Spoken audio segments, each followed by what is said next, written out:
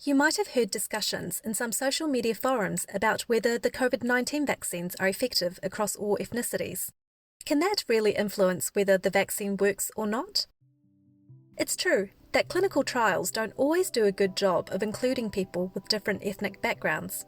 Non-European groups were underrepresented in the Phase 3 trials in the US for Pfizer, also known as Comirnaty. But this doesn't mean the vaccine is less effective in those people.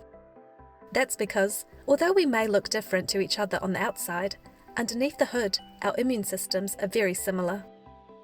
Real-world data shows the vaccine has done a great job at reducing the number of deaths and how fast case numbers grow, including in countries with largely non-European populations.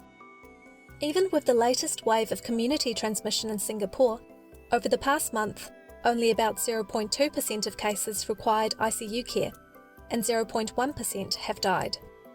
In Japan, the case fatality rate has fallen steeply since they started vaccinating in February this year.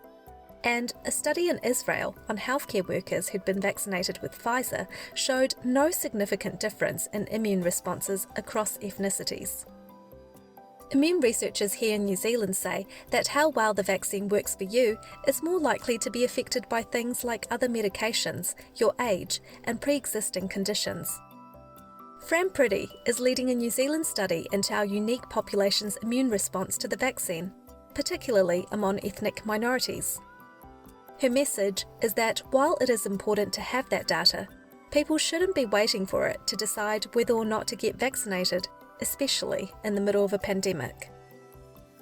The Whole Truth About the COVID Vaccine is a series from Stuff, made in partnership with Māori Television and the Pacific Media Network.